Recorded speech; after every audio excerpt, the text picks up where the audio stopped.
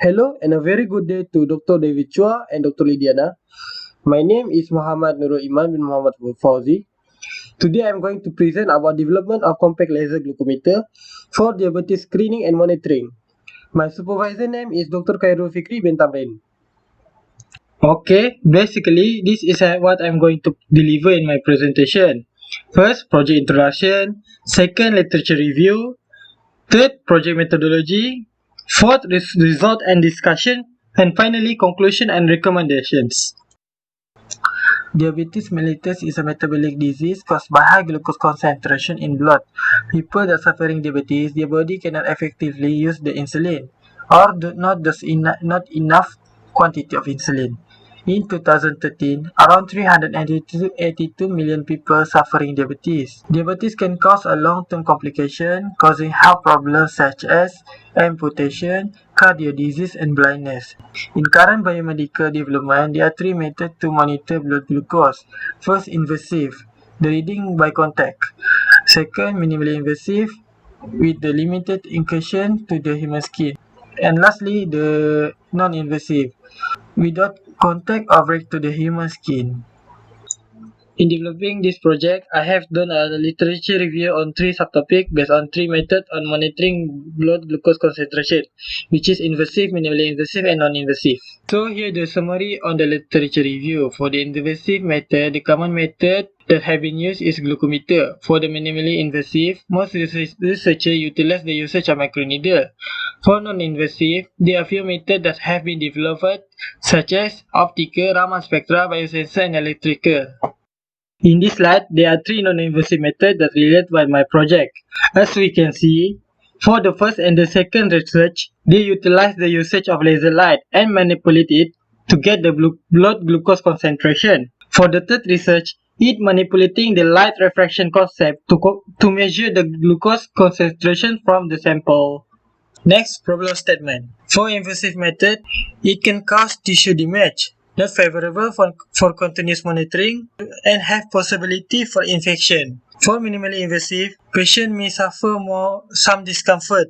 Developer device need to be calibrated always. Then, for non-invasive method, most of the methods are still in the medical research. So the objective of this project is to design and fabricate a compact laser glucometer, then to calibrate it. After that, to compare the result from using the laser glucometer and the conventional glucometer. For the methodology to develop this project, first we designed the 3D model of the compact laser glucometer using the SolidWorks.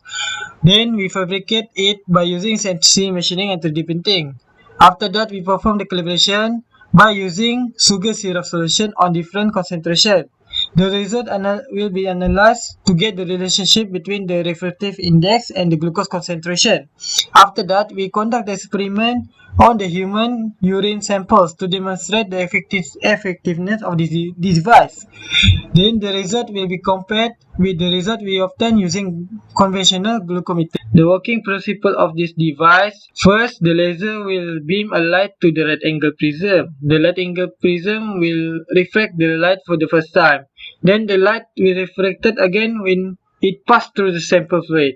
The refraction angle of the fluid will be captured using the mobile phone and taken as the data and will be analyzed to get the refractive index. 3D printing process has been used to fabricate the laser holder to provide fixed position for the laser. Sensing milling machine also has been used to create the sample container and for attaching the prism. Now we move into result and discussion. As we can see, the 3D printing and milling process was successfully carried on and the compact laser glucometer was successfully fabricated. During the calibration of the fabricated compact laser glucometer, IC measurement software was used to analyze the image captured using the compact laser glucometer. This software helped to measure the angle of the laser light refraction through the sample. As I mentioned before, the calibration process have been carried on using the sugar syrup solution by manipulating the mass of the sugar in the solution to get different refractive angle from the laser glucometer. This process have been referred by on this table to see how much of sugar for each sugar syrup concentration. Next, in this slide, we can see the improvement that we have been performed during the experiment. We can see on the left side picture, the orientation of the right angle prism did not satisfy the Snell's law theory. After that, we managed to overcome this problem by reposition the right angle prism. In this slide, we can see the calibration experiment results. The experiment has been repeated 3 times to get the average data. 15 sets of sample per experiment for sugar solution concentration from 7.9 to 21.9 ml per liter. In the right side of this slide, we can see the image analysis example. In this image, we can see the light have been reflected when it hit the sugar syrup solution. This happened because the light from the laser hit less molecule in the solution. When the concentration is high, the density of the glucose molecule in the solution is high, so it increases the chance of light hitting the molecule. This causes the light slower down. Next is the calibration experiment results. In this table, we can see the relationship between the glucometer reading of sugar concentration and the refractive index. The refractive index also have been calculated by manipulating Snell's law equation by referring the incidence ray angle. Hence, it can be concluded that increasing reading of sugar concentration will increase the refraction index. The result from the calibration experiment have been analyzed into graph. We can see from this graph the trend line showing uptrend as the increasing refractive index when the glucometer reading concentration reading is increasing. By analyzing the trend line from the calibration result, the relationship between the glucometer sugar concentration reading and the refractive index have been determined as shown in the equation. This equation will be used to determine the glucose concentration of the sample when using the fabricated compact laser glucometer. Next, we move on to demonstration test of the fabricated compact laser glucometer.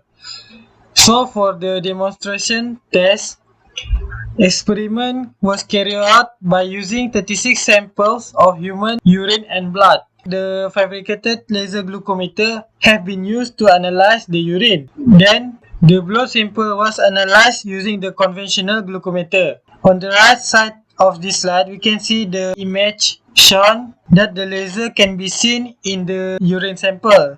This is because in the human urine contain a scattering agent, which causing the light reflected when passing through the particle in the urine. Next, in this slide, we can see the example set of the result from the demonstration experiment. Next, in this slide, we can see 15 of 36 data result of demonstration test. The refractive angle from the image captured was used to obtain the refractive index. The refractive index then used on the equation we get before to get the glucose concentration reading. The result obtained also showing that increasing concentration of glucose in the sample will result in increase of refractive index. This is because when the glucose concentration of the solution increase, the density of molecules inside solution is bigger, and it will cause more light that passing through getting slower and more absorbed. By using the data we obtain on the demonstration test, a graph that show the correlation between compact laser glucometer and glucometer have been plotted. Based on the graph showing strong positive correlation between glucose reading using fabricated laser glucometer and the reading using the glucometer. The correlation coefficient that obtained from this graph was 0.9967. This proving that the Snell's law theory of refraction is applicable in determining glucose concentration.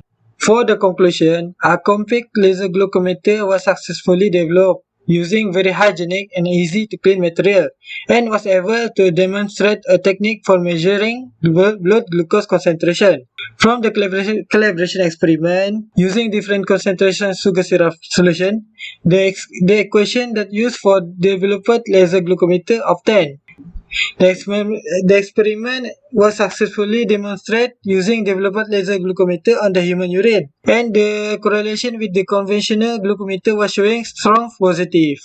For the recommendation to improve the project, scattering agent should be added to the sugar syrup solution during the calibration to increase the visibility. We should develop mobile application that able to analyze the reflection angle. This will help to obtain the reflective index. That's all from me. Thank you very much.